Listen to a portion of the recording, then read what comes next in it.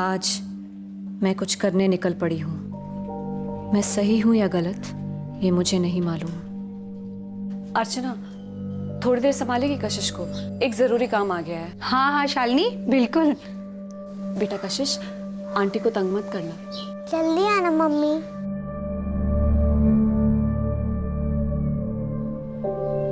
मैं वापस आऊंगी या नहीं ये भी मुझे नहीं पता।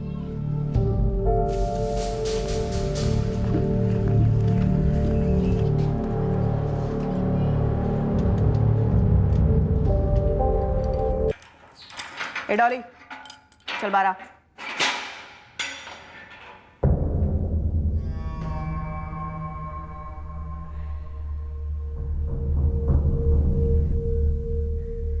आज जो करने जा रही हूं ये मुझे सालों पहले करना चाहिए था।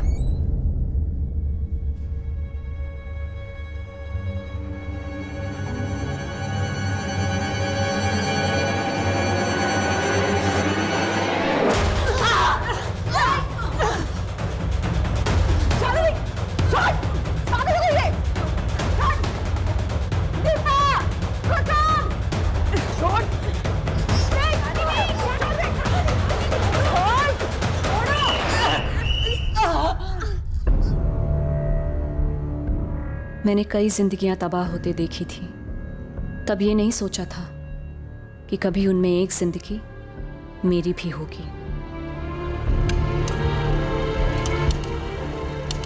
एक अरसे से हमारी बर्बादी लिखित थी, बस ये एक लड़की कोमल आई और तकदीर का लिखा सच कर गई। क्यों कोमल अपना रास्ता खो बैठी? क्यों भटकती भटकती हमारी राह से गुजरी? क्यों हमारी जिंदगी से टकरा गई? जो बोया जाता है वही पाया जाता है। जुर्म का बीज कब और कैसा जहरीला फल बनकर अपनों की ही नसों में फैल जाता है, ये कह पाना नामुमकिन है। इस केस में भी एक घातक बीज सालों पहले बोया गया था और जहर फैला सितंबर 2017 में, जब शालिनी डोमेस्टिक डिस्प्यूट सेल में बैठी अपने पति राजन पाटीदार का इंतजार कर रही थी।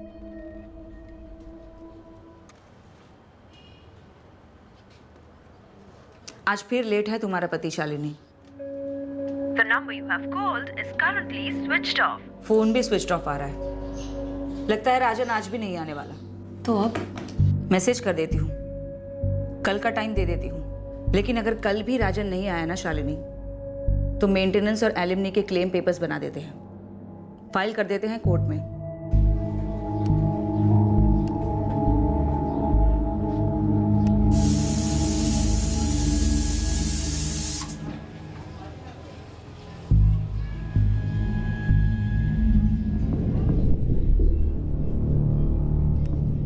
शालिनी का पति राजन अब उसे कभी नहीं मिलने वाला था। दरअसल राजन के घर में 2 लाशें पड़ी थी।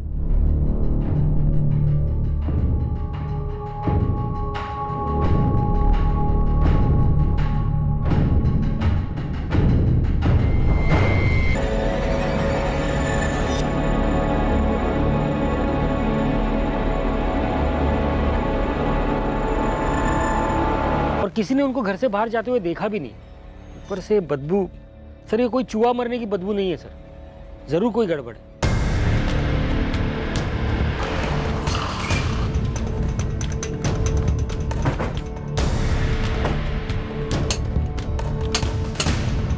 नरेंद्र जी रिटायर्ड बुजुर्ग है, मोबाइल फोन नहीं रखते और उनके बेटे राजन का फोन स्विच ऑफ आ रहा है सर। मैं राजन की दुकान पे भी गया था सर, वो कल से वहां पर भी नहीं आया। रिश्तेदार है इनका कोई?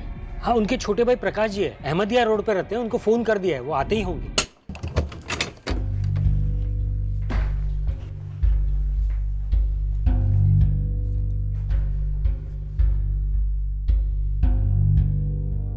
सर यहाँ कुछ तो हुआ है।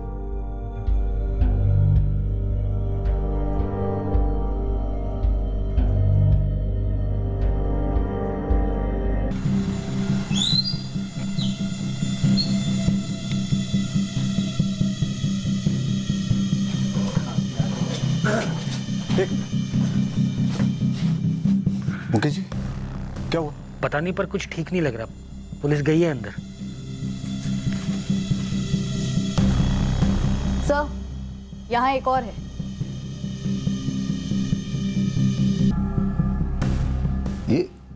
नरेंद्र जी का बेटा राजन है। ये सब कैसे हो गया? यही तो पता करना है। राजन का फोन उसकी लाश के पास मिला, स्विच ऑफ था। घर में कैश था जिसे छुआ तक नहीं गया था, पर क्राइम सीन को लूट का रंग जरूर था।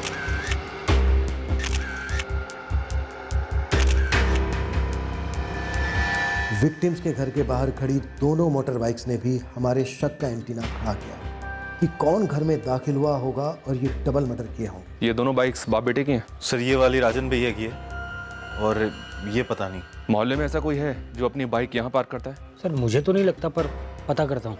जल्दी पता कर। सर शराब की बोतल तकरीबन खाली है, पर कोई ग्लासेस नहीं मिले हैं। खाने की कोई प्लेट्स वगैरह नहीं मिले? नहीं सर, शायद एक से ज्यादा हत्यारे थे, जाने से पहले सब कुछ साफ करके चले गए। या फिर सर सिर्फ यही दोनों मर्द रहते थे इस घर में। हो सकता है खाना ही ना बना हो, बाप बेटे का घर से बाहर जाकर खाने का प्लान हो, या फिर कुछ और।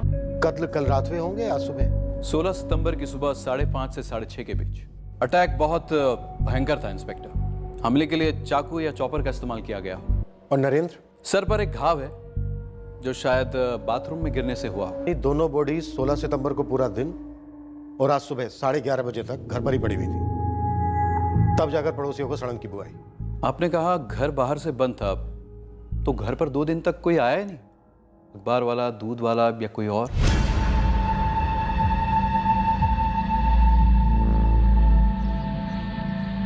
सर मैंने ये ताला पहले कभी नहीं देखा इनके दरवाजे पे, तो मुझे नहीं पता ये इनका है या किसी और का। मोनू, तुम्हारे फादर प्रकाश ज्यादा कुछ बोल नहीं रहे? सर दरअसल पापा और नरेंद्र ताऊ जी के बीच में 10 साल से कोई बातचीत नहीं हुई है, और पापा तो इस घर में कई साल बाद आ रहे हैं। क्यों? सर राजन शादीशुदा था, लेकिन पड़ोसियों का कहना है कि किसी ने भी राजन की पत्नी शालिनी को पिछले 5-6 महीनों से देखा ही नहीं है। मोनू, राजन की पत्नी शालिनी कहाँ है? सर वो राजन भैया और शालिनी भाभी अलग हुए थे, माने अलग अलग रह रहे थे। तो शालिनी भाभी मायके में अपनी बेटी कशिश और दोनों भाइयों के साथ रह रही हैं। तो इस बारे में शालिनी को खबर की है? नहीं किया सर, पड़ोसियों में से किसी के पास ना ही उसका नंबर है ना ही पता। नंबर मेरे पास है मैडम।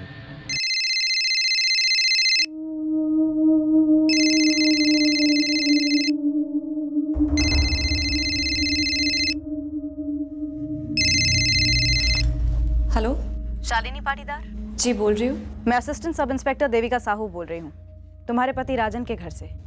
बात क्या है जी? तुम्हारे पति राजन और ससुर नरेंद्र दोनों की हत्या हुई है। शालिनी? कैसे? कब हुआ ये?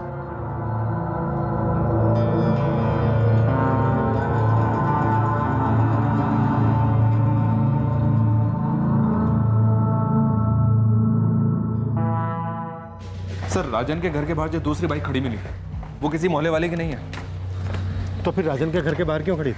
अभी तक पता नहीं है सर। बाइक का नंबर आरटीओ भेजा है। सर अगर ये नंबर प्लेट जाली होगा तो बाइक हत्यारों की हो सकती है। ये नरेंद्र पाटीदार रिटायर्ड सरकारी कर्मचारी थे? जी हाँ सर, म्यूनिसिपल स्कूल से बतौर वाइस प्रिंसिपल रिटायर हुए। और बेटा राजन? राजन की कोई फिक्स नौकरी नहीं थी सर, ये लोगों को पैसे उधार दिया करता था, साहूकारी करता था। उधार देने के लिए पैसे आते कहाँ से थे इसके पास? अभी तक क्लियर नहीं है सर। वैसे मोहल्ले वालों का कहना है कि बाप नरेंद्र के पीएफ के पैसों से इसने एक दुकान खरीद रखी थी, ये वहीं से साहूकारी करता था। और राजन की पत्नी शालिनी? शिनाख्त के लिए गई सर। राजन पाटीदार ब्याज पर पैसे देता था, तो कहीं लेन देन की गड़बड़ी में तो इसका मर्डर नहीं हुआ है, या फिर कोई पर्सनल एंगल है? सर राजन की बॉडी पर 11 स्टेप्स हैं, एक से एक गहरे। मामला लगता तो पर्सनली। अगर कोई पर्सनल मामला होता तो हमें कैसे पता होगा सर? सर इन दोनों का ज़्यादा किसी से मेल मिलाप नहीं था, और नरेंद्र जी के रिटायर होने के बाद में वो पूरा दिन घर पे ही होते थे, और सुबह शाम यहाँ कुर्सी पर बैठकर वो धूप सेका करते थे। बड़े सीधे साधे थे नरेंद्र जी, न कभी किसी से झगड़ा, न ही कोई बोलचाल। ये राजन की पत्नी शालिनी राजन से अलग कब हुई और क्यों? कुछ महीने पहले शालिनी यहाँ से चली गई थी, लेकिन क्यों गई थी ये पता नहीं है सर। नरेंद्र जी की अपने छोटे भाई प्रकाश पाटीदार से बनती नहीं थी, आना जाना भी नहीं था एक दूसरे के घर पे, पर किसी का तो आना जाना होगा ही। अच्छा, नरेंद्र जी के घर पे कोई काम वाली भी नहीं आती थी क्या? सर एक है, कभी कभार देखा है उसको यहाँ आते जाते हुए। उसका नाम कभी कभार देखा है उसको यहाँ आते जाते हुए। उसका नाम बाबूराम है।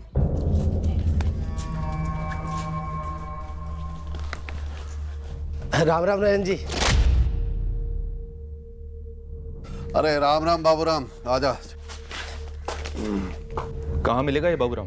सर ये तो पता नहीं, पर उसका नाम बाबूराम है इतना जानते हैं, और शायद वो नरेंद्र जी का कोई जानने वाला है, पर उसे भी कई दिनों से देखा नहीं आते हुए। आप शालिनी से पूछिए, उसे पक्का पता होगा बाबूराम के बारे में। आप लोगों को कुछ तो पता होगा, राजन और शालिनी अलग क्यों हुए?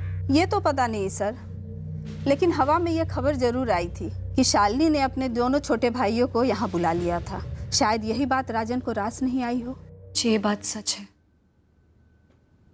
राजन को ये बात पसंद नहीं थी कि मैंने मेरे छोटे भाइयों को बुलाया था हमारे घर रहने।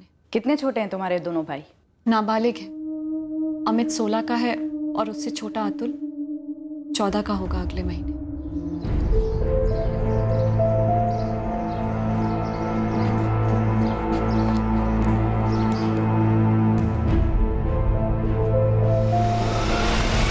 बहुत भयंकर तरीके से हत्या हुई तुम्हारे पति और ससुर की। कुछ अंदाजा है क्यों हुआ ऐसा? किसी पर शक है? क्या बताऊं सर, मैं तो वहां थी भी नहीं। दरअसल मैं तो कल राजन का इंतजार कर रही थी डोमेस्टिक डिस्प्यूट सेल पर। वो आए नहीं, फिर मैं घर भी गई और बाहर ताला लगा था। तुम्हारे और राजन के बीच में मसला क्या था? सिर्फ इतना ही कि राजन अपने घर में तुम्हारे दोनों छोटे भाइयों को रहने नहीं देना चाहता था?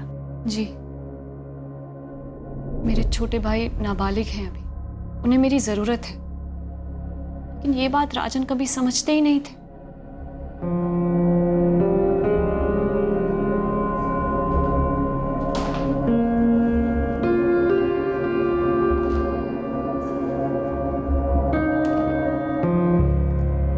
कुछ दिन तो रहने दीजिए राजन, उनका और कोई नहीं है। हमारी बच्ची कशिश का भी हमारे सिवा कोई नहीं है शालिनी। क्या मैंने कशिश की परवरिश में कोई लापरवाही की? आगे भी ना हो इसलिए कह रहा हूँ। और ये क्या तुमने सब कुछ अपने सर पे ले रखा है? हाँ, तुम्हारी बहन सोनिया भी तो है, वो भी तो कुछ कर सकती है उनके लिए। मैं बड़ी हूँ राजन, मेरी जिम्मेदारी बनती है। और अपने परिवार के प्रति तुम्हारी कोई जिम्मेदारी नहीं है।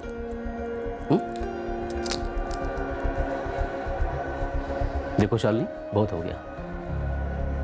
अमित और अतुल से कहो कि आज ही जाए यहाँ से। मैं उन दोनों को बर्दाश्त नहीं कर सकता अब। और इसे मेरा ऑर्डर समझो, और आज के बाद इस पर कोई बहस नहीं होगी। तुम्हारी बहन सोनिया, वो कहाँ रहती है? यही भोपाल में, पर वो बेचारी तो अपनी तकलीफों से जूझ रही है। पिछले ही महीने उसके पति धीरज का एक्सीडेंट हुआ था। सोनिया घर पर ही उसकी देखभाल करती है। ऐसे में अमित और अतुल को कैसे भेजती मैं उसके पास?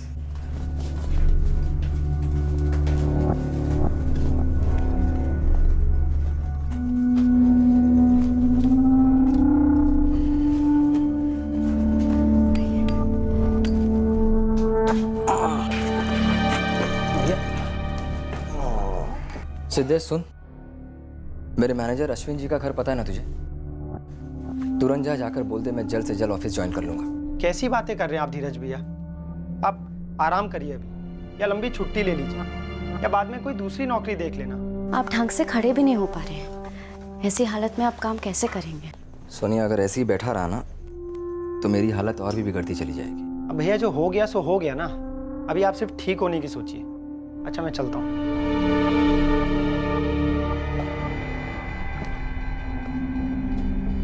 मेरे सामने राजन ने कोई रास्ता ही नहीं छोड़ा था, इसीलिए मैं मजबूरन कशिश को लेकर अपने मायके चली गई, अमित और अतुल के साथ। तुम्हारे मायके में तुम्हारे माँ बाप नहीं है? मेरे पिताजी मेरी माँ को काफी समय पहले छोड़कर चले गए थे, याद भी नहीं कब। मैं बहुत छोटी थी शायद। और माँ? माँ भी कुछ महीनों पहले अचानक से छोड़कर चली गई, बिना कुछ बोले। कोई तो कारण होगा। मेरी माँ बहुत ज्यादा मायूस रहती थी, कुछ बोलती ही नहीं थी कि क्या चल रहा है उसके दिमाग में। बस एक दिन उठकर चली गई। पर कहाँ गई? किसी रिश्तेदार के यहाँ या फिर कहीं और? कुछ पता नहीं सर, बस इतना पता है कि मेरी माँ मेरे दोनों छोटे भाइयों को अकेला छोड़कर चली गई। तुमने राजन का घर छोड़ दिया, तो भी डोमेस्टिक डिस्प्यूट सेल में क्या मसला चल रहा था तुम दोनों के बीच?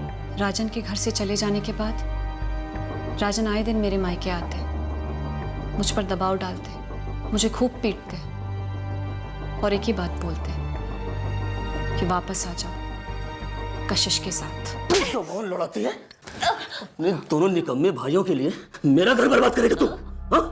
तुझसे शादी करके बहुत बड़ी गलती की मैंने आपके पिताजी की सेवा बहुत शिद्दत से की है। कभी कहा आपसे कि वो हमारे साथ नहीं रह सकते, या कभी कहा कि आप उनकी जिम्मेदारियां नहीं उठा सकते? अरे बाबा है मेरे वो। ये दोनों मेरे छोटे भाई हैं। बकवास करती है।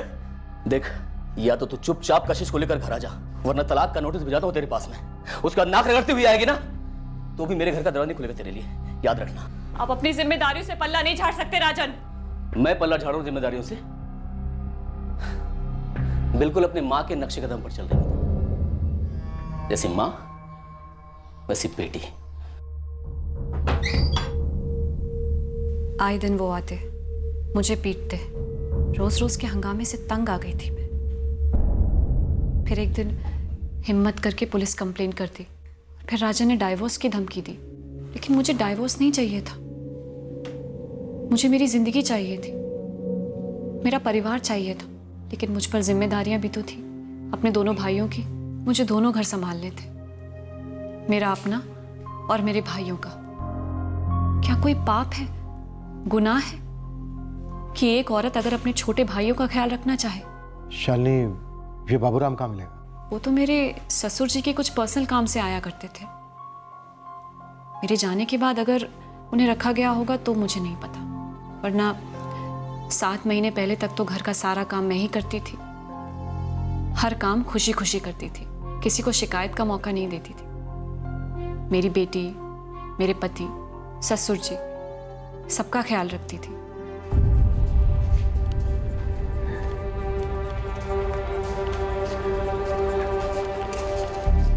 इस बाबूराम का हमारे पास कोई फोटो नहीं है, ना कोई नंबर है, ना कोई पता। गरोड़िया नगर में भी इसके बारे में किसी को कुछ नहीं मालूम है गुरु। और 15 सितंबर से ये बंदा आया भी नहीं है काम पे। बिल्कुल। और जिस तरह से ये दोनों कत्ल हुए, ये कोई निजी दुश्मनी का मामला लगता है गुरु। कोई चोरी हुई हो ऐसा लगता नहीं है, पर चोरी का रंग देने की कोशिश की गई। लग जाता हूँ इस बाबूराम को खोज निकालने में। हो सकता है बाबूराम कत्ल की कड़ी हो या फिर कत्ल का जरिया। कत्ल में शालिनी का हाथ भी हो सकता है, पर इस वक्त कुछ कहना बहुत जल्दी होगा। डोमेस्टिक डिस्प्यूट सेल से पता करो कि राजन और शालिनी के मसले की हकीकत क्या है। एक और बात है सर, शालिनी का इस कत्ल में हाथ हो या ना हो, मुझे लगता है कि वो हमसे जरूर कुछ छुपा रही है, सब कुछ खुलकर नहीं बता रही है।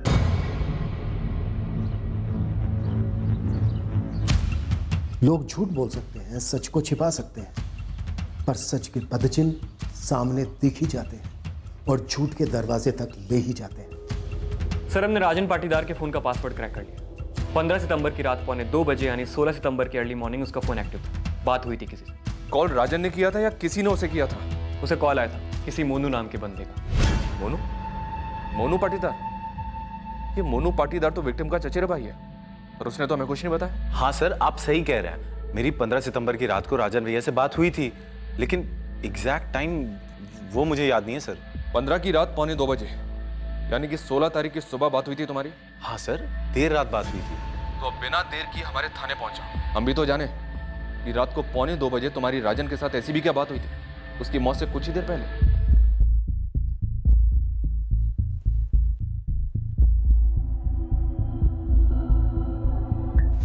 17 सितंबर की डेट दी थी मैंने राजन पाटीदार को कि आए यहाँ और अपना जो भी फैसला है हमें बता दें, डिवोर्स लेना है या सुलह करनी है। और इस आखिरी फैसले के पहले ही राजन का मर्डर हो गया, और उसके पिता नरेंद्र का भी। ऐसा है ना देविका, मैं पक्का तो नहीं बोल सकती कि इस डबल मर्डर में शालिनी का हाथ है या नहीं, लेकिन हाँ 17 सितंबर को शालिनी यहीं बैठी थी राजन का इंतजार करते हुए। अब वो ड्रामा कर रही थी या सच में इंतजार कर रही थी, ये बताना मेरे लिए बहुत मुश्किल है। आखिर मैं एक काउंसलर हूँ, जासूस नहीं। वंदना, आपको क्या लगता है, क्या राजन शालिनी से सच में डिवोर्स लेना चाह रहा था या सुलह करना चाह रहा था? सच बोलूँ ना तो मुझे ये राजन का कैरेक्टर बिल्कुल समझ में नहीं आया, और ना ही ये समझ में आया कि शालिनी के माइंड में क्या चल रहा है। क्यों? ये केस हमारे पास बतौर कंप्लेंट आया था शालिनी की तरफ से कि राजन उसे मारता है, और जब मैं इन दोनों को साथ में बिठाकर यहाँ सुलह करवाने की कोशिश कर रही थी तब राजन ने कह दिया कि उसे डिवोर्स चाहिए। ठीक है, बहुत हो गया, इस बात को यहीं खत्म करते हैं। मैं तलाक के लिए राजी हूं। अगर दोनों का यही फैसला है तो बिना लड़ाई झगड़े के कर देते हैं डिवोर्स। क्यों शालिनी? मैंने अभी तक डाइवोर्स का नाम तक नहीं लिया। मुझे नहीं चाहिए डाइवोर्स। तो और क्या चाहिए तुझे? हाँ, दो नाव की सवारी करेगी, एक तरफ अपने मायके की चाकरी करेगी और दूसरी तरफ मैं अकेला सड़ता रहूंगा, ना शादी का सुख ना औलाद का सुख। मैं घर लौटने को तैयार हूं। पहले राजन ने एकाएक डिवोर्स की बात करके चौंका दिया, और फिर शालिनी जो हमारे पास घरेलू हिंसा की फरियाद लेकर आई थी एकदम से उसके साथ घर लौटने को तैयार हो गई क्योंकि राजन ने डिवोर्स की बात कही। शायद यही वजह रही होगी। बात यहीं पर खत्म नहीं होती। जब राजन से मैंने कहा कि डिवोर्स के बाद कितने खर्चे होंगे एलिमनी और मेंटेनेंस को लेकर, तो फिर से पलट गया। कहा कि मुझे मंजूर है शालिनी मेरे साथ घर लौटे। 17 सितंबर को फुल एंड फाइनल करना था कि डिवोर्स चाहिए या साथ में रहना है, लेकिन उसके पहले ही मर्डर हो गया। अब बात हो ही रही है तो एक बात और बता दूं, मुझे हमेशा ही डाउट रहा है कि शालिनी की अपने पति के घर छोड़ने की वजह कुछ और ही है। मतलब अपने भाइयों की देखभाल करने के अलावा कोई दूसरी वजह? हाँ, मेरे पास इस बात का कोई पक्का सबूत तो नहीं है, लेकिन मुझे लगता है इस पति पत्नी के बीच कोई और है। शालिनी का या राजन का? राजन। मोनू, तूने हमें इस कॉल के बारे में क्यों नहीं बताया? तूने राजन को रात को 2:45 बजे फोन किया और पोस्टमार्टम रिपोर्ट के हिसाब से राजन का कत्ल सुबह 5:30 से 6:30 के बीच हुआ। मोनू, कत्ल के पहले राजन ने किसी के साथ बैठकर काफी शराब पी थी। क्या वो तू था? बिल्कुल नहीं सर, मैं तो घर पे था, घर ही से फोन किया था। रात के 2:45 बजे या तो कोई इमरजेंसी में फोन करता है या फिर प्रेम में। सर वो मैंने राजन भैया को इसलिए फोन किया था ये बताने के लिए कि मैं उनसे 3 लाख का लोन लेने के लिए तैयार हूँ। और ये रात को 2:45 बजे कहने की जरूरत क्यों पड़ी? सर उसके एक दिन पहले 15 की शाम को राजन भैया मेरी दुकान पे आए थे और ये ऑफर की बात तो एक अरसे से हम करते आ रहे थे। कैसा ऑफर? यही सर कि राजन भैया मेरे लिए पैसों का इंतजाम करने वाले थे लोन के लिए। और राजन ये इंतजाम कैसे करने वाला था? घर बेच के। तो क्या सच में घर बेच रहे हो आप? अब अच्छा ऑफर मिल रहा है तो क्या करूं? देख, दुकान तो है ही है, वहीं ऊपर एक कमरा बना दूंगा, बाबूजी वहां शिफ्ट हो जाएंगे और मैं नीचे दुकान में, और घर का पैसा डाल दूंगा रोलिंग में, ऐश करूंगा। और शालिनी भाभी और कशिश, वो दोनों वापस नहीं आ रहे हैं क्या?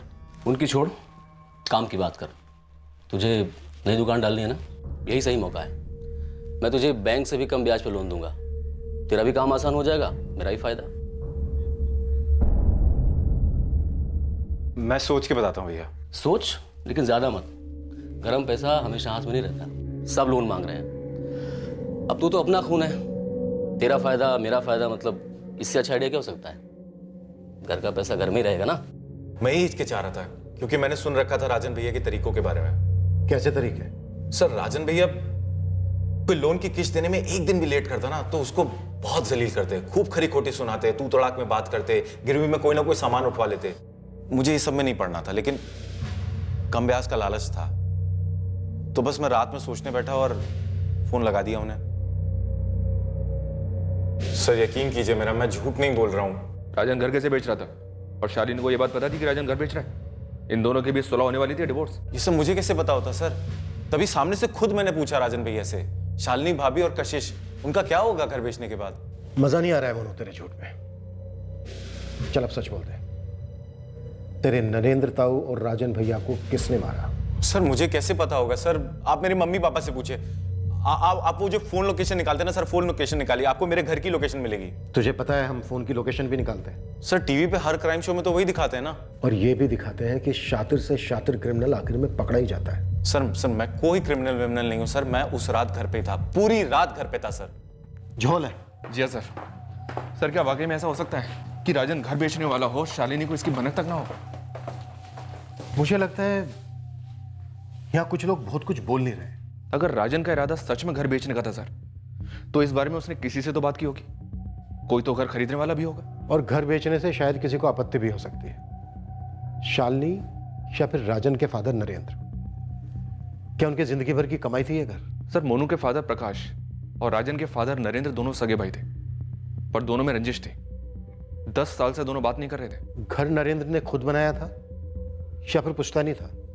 और अगर पुश्तैनी था तो फिर ये घर ही मसला रहा होगा दोनों भाइयों के बीच। सर कमाल करते हो आप सर, मैं साफ साफ बोल चुका हूं जो बोलना था। मैंने कुछ नहीं किया सर, मुझे जाने दीजिए ना।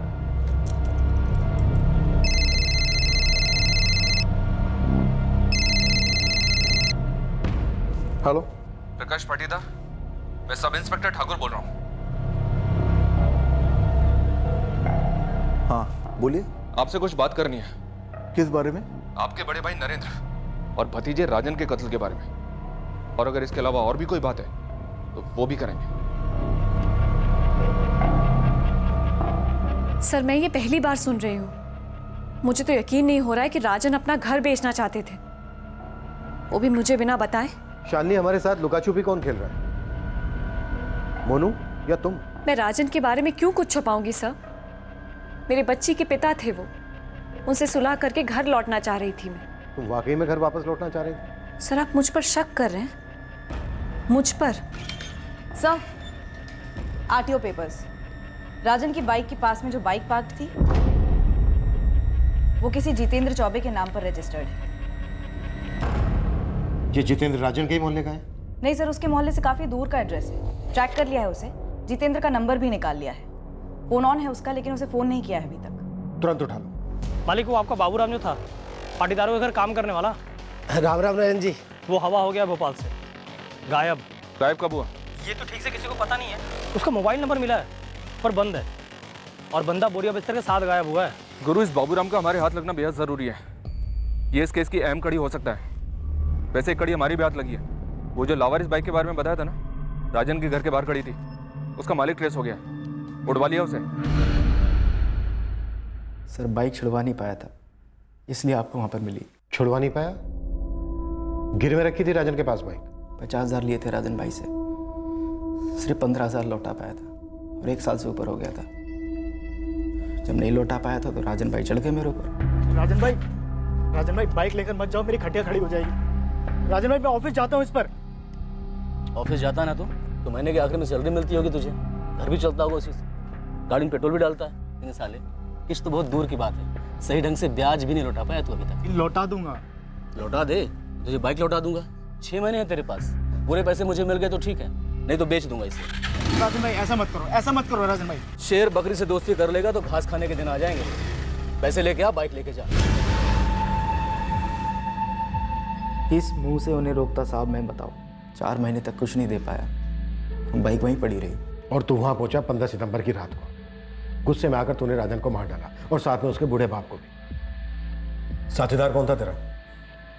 जो दूसरा देनदार?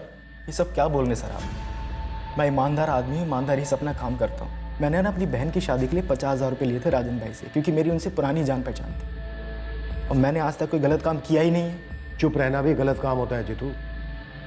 तेरी ये बाइक की तस्वीर भोपाल के हमने हर अखबार में छापी थी। ऐसा हो ही नहीं सकता कि तूने देखी ना हो। देखी थी। फिर भी चुप रहा, क्योंकि चोर की दाढ़ी में तिनका। कोई तिनका उनका नहीं था सर, मैं डरा हुआ था। आप लोगों ने बाइक की तस्वीर ऐसे छापी थी जैसे बाइक का मालिक ही खूनी हो। मैंने ये सोचा कि मैं सामने से जाऊंगा, मेरी लग जाएगी। तो अब क्या कम लगेगी तेरी? सर मैं एक सीधा आदमी हूँ, मेरी एक गलती कि मैं लोन नहीं लौटा पाया, लेकिन मेरा लौटाने का इरादा पक्का था और लौटा भी देता। राजन भाई जब बाइक लेकर गए थे ना, थोड़ा दुख हुआ था, तकलीफ हुई थी, लेकिन वो तो अपनी जगह गलत नहीं थे। मेरी कोई रंजिश थोड़ी थी राजन भाई के साथ। रंजिश गलत शब्द है। खटास थी हमारे बीच, खटास। वजह? जमीन। राजन जो घर बेच रहा था, पूछता नहीं था? सर पहली बात तो मुझे मालूम ही नहीं था कि वो घर राजन बेच रहा है कि नहीं। कैसे मालूम होगा? और दूसरी बात, वो पुश्तैनी नहीं था। नरेंद्र भाई साहब ने खुद अपनी कमाई से खरीदा था। तो फिर कौन सी जमीन का मसला था? पुश्तैनी खेत। नरेंद्र भाई साहब थोड़े अड़ियल किस्म के इंसान थे। पढ़ाई साहब ने बस रख लिया, छोटा मुझे दे दिया, जबकि जरूरत ज्यादा मुझे थी। बात पुरानी है, लेकिन गुस्सा तो बना रहा। लेकिन राजन और मोनू में बनती थी, वो एक दूसरे से मिलते थे, बात करते थे, पर उनमें क्या बातें होती थी वो मुझे पता नहीं। पर राजन घर बेच रहा है ये बात सिर्फ मोनू को पता थी, शालिनी को भी नहीं। ऐसा कैसे हो सकता है? सर आप मोनू पर शक कर रहे हो? सर जरा सोचिए, राजन को और नरेंद्र भैया को मारकर क्या वो घर मोनू का हो जाता? बिल्कुल नहीं। शालिनी और कशिश का हो जाता। होता नहीं होता, हमसे क्या मतलब, लेकिन हमारा तो नहीं होता ना सर। सर मोनू ने कुछ नहीं किया, प्लीज उसे छोड़ दीजिए आप। प्रकाश जी, एक बाबूराम है जो आपके भाई के घर काम करता था। क्या ये उसका किया कराया हो सकता है? किसी ने उसे पैसे दिए ऐसा करने के? प्रकाश जी, क्या बाबूराम ऐसा कर सकता है? सर ये बाबूराम जो है वो नरेंद्र भैया जिस स्कूल में उपाध्यापक थे वहां पे चुटपुट काम किया करता था। और मैं कैसे बता सकता हूँ कि उसी ने नरेंद्र भैया का खून किया है, नहीं किया है? हो भी सकता है, नहीं भी हो सकता है, लेकिन मोनू ने नहीं किया। आप मोनू को छोड़ दीजिए प्लीज। अगर बाबूराम ने ये किया है तो किसके कहने पर किया होगा? किसके लिए किया होगा? उसकी किसी के साथ कोई पुरानी दुश्मनी, कोई भड़ास? पता नहीं अब वो कहाँ है। गुस्से में घर छोड़कर चली गई थी। शालिनी के साथ हमारी बात हो रही है, वो अपने मायके में ही है। शालिनी नहीं, मैं रानी भाभी की बात कर रहा हूँ, नरेंद्र भाई साहब की पत्नी। बात हो रही है, वो अपने मायके में ही है। शालिनी नहीं, मैं रानी भाभी की बात कर रहा हूँ, नरेंद्र भाई साहब की पत्नी। वो जिंदा है? उनके साथ होती तो जीते जी मर जाती। नरेंद्र भाई साहब अच्छे पति नहीं थे।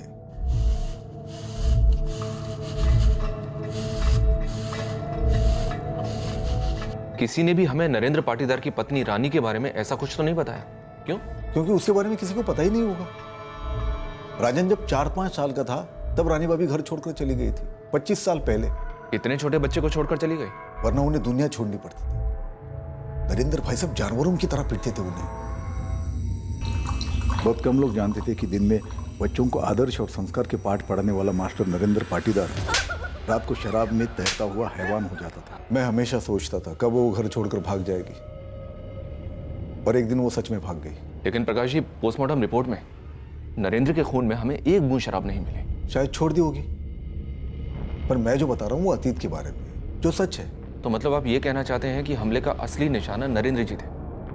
राजन इसलिए मारा गया क्योंकि वो वहां उस वक्त मौजूद था? ये मैं कैसे कह सकता हूँ? आपने पूछा कि बाबूराम ने किसके कहने पे किया होगा, तो मुझे रानी भाभी का नाम याद आया, क्योंकि वो उसे जानती थी। ऊपर से आपने बोला कि वहां पे चोरी वोरी कुछ हुई नहीं, तो ऐसे ही मैंने सब बता दिया। ठीक है सर, मोनू ने कुछ किया नहीं, आप प्लीज उसको छोड़ दीजिए। शालिनी कह रही है कि उसे हमेशा बोला गया कि राजन की माँ उसके बचपन में ही मर गई थी। पता नहीं और कौन कौन से एंगल्स उभरने वाले हैं इस केस में, और इनमें से इस डबल मर्डर केस से किसका ताल्लुक है।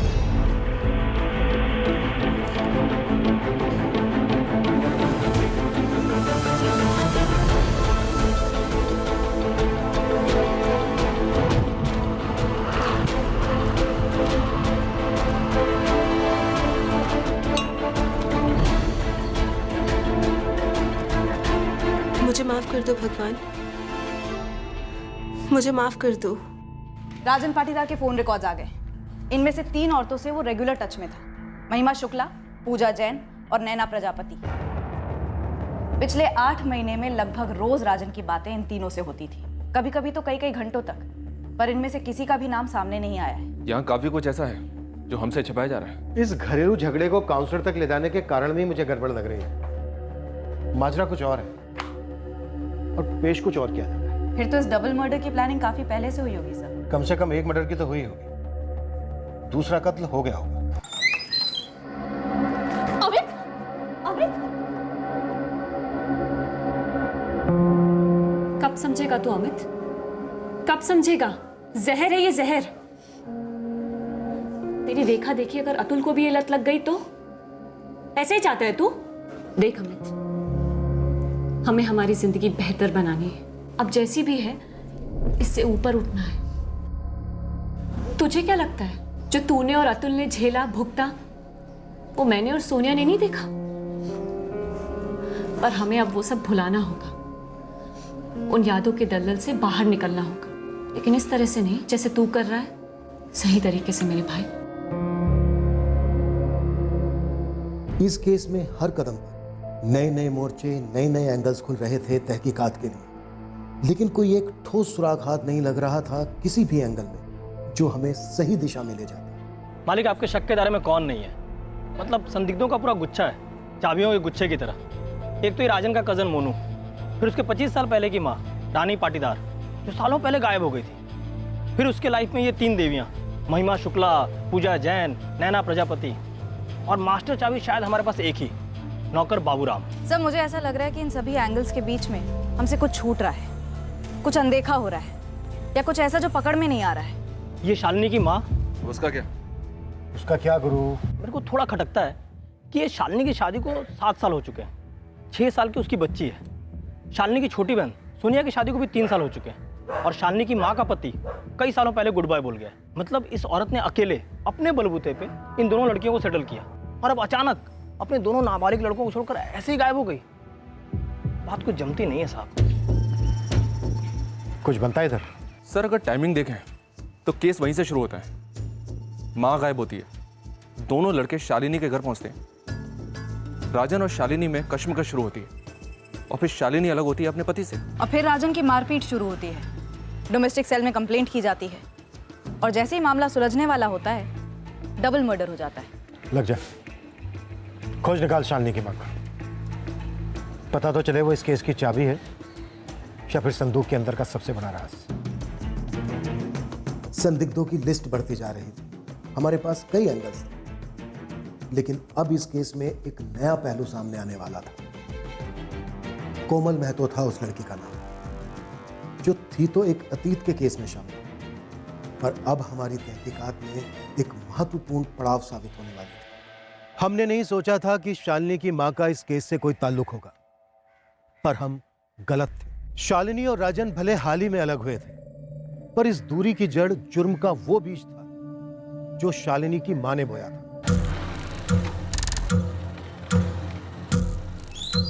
सही वक्त पे सही जगह उंगली रखिए साहब। हाथ में क्या है गुरु? यही कि ये शालिनी की माँ कोई गायब वायब नहीं है। मतलब शालिनी झूठ बोल रही है? कहाँ है शालिनी की माँ? आपके चौखट पे ही बैठी है साहब, मैडम अंदर है, रेवड़ी चौक थाने के लॉकअप में बंद है। अरे ओ आशा, अरे सुन रही है क्या? अरे हम कह दिए हैं तो क्या हुआ, जानवर तो नहीं है ना? अरे सूखी रोटियां तो ना खिलाया कर बहना। मैं पैसे दूं क्या खाना मंगवाने के लिए? तेरे हराम के पैसे तू रख अपने पास। तू जैसी गिरी औरत को सूखी रोटी तो क्या, भूसे की रोटी में नहीं देनी चाहिए। डॉली जायसवाल नाम है शालिनी की माँ का। फरवरी 2017 में पुलिस को टिप मिली थी डॉली के खिलाफ, धर दबोचा उसे। चार्ज 370। Human trafficking. जी साहब, इस डॉली ने एक लड़की अगवा की थी और उसे धंधे पे चढ़ाया था। अपने घर से बिजनेस कर रही थी, सालों से इसका यही पेशा है साहब। लड़कियां खरीदती है, बेचती है और धंधे पे लगाती है। क्या पता कैसे हमारे रडार से शालिनी का बैकग्राउंड छूट गया। शालिनी ने हमारे रडार से बाखूबी छुपाया इसे। पर डॉली के बैकग्राउंड का राजन पाटीदार और नरेंद्र पाटीदार के कत्ल से कनेक्शन क्या बनता है गुरु? बन सकता है मालिक। कोई लीड है? मेरा एक हिस्ट्री शीटर दोस्त है फैजल, डॉली ने उसे लॉकअप में बुलाया था अभी पिछले महीने अगस्त में। सलाम डॉली जी।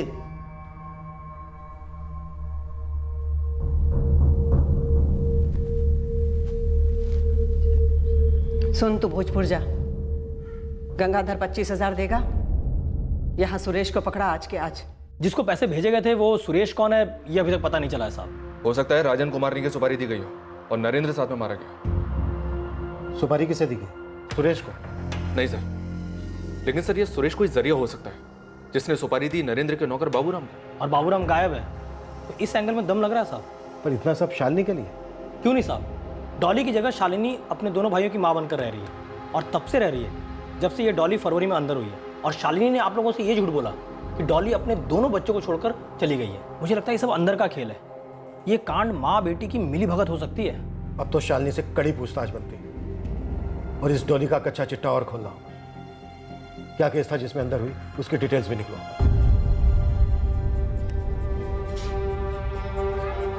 लाख कोशिश करो बुरी यादों के दलदल से निकलने की, वो फिर भयानक सपने बनकर लौटते हैं।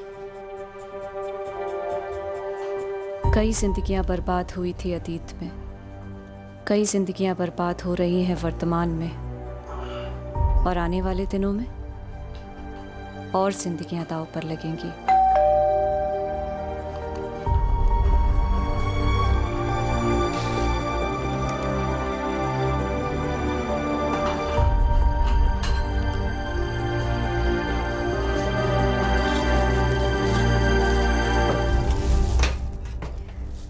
तुझे राजन जीजा जी को छोड़ना नहीं चाहिए था दीदी। मुझे पता नहीं था कि उन्हें जान की कीमत चुकानी पड़ेगी। तुझे लगता है कि माँ ने ये सब कराया है?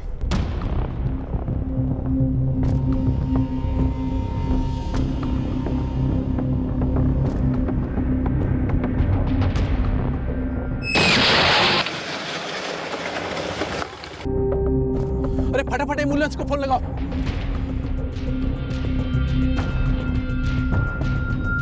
अब भी एंगल्स अनेक थे, सवाल बेशुमार थे, और हम तरस रहे थे उस ब्रेक थ्रू, उस एक ठोस सुराग के लिए जो कील ठोक देता इस केस में। ये 7 महीने पहले का ट्रैफिकिंग केस क्या था जिसके चलते शालिनी की मां डॉली जायसवाल गिरफ्तार हुई थी? क्या इस हत्याकांड का शालिनी के बहनोई धीरज गुर्जर के एक्सीडेंट से कोई ताल्लुक था, या इस केस का कनेक्शन उन 3 लड़कियों से था जिनसे राजन पाटीदार की अक्सर फोन पर बातें होती थी, जिसके चलते शालिनी ने गुस्से में अपनी मां डॉली के जरिए राजन का कत्ल कर दिया? क्या इस डबल मर्डर केस में बाबूराम एक अहम खिलाड़ी था? क्या उस तक पहुंचने से इस केस को ब्रेक थ्रू मिलने वाला था?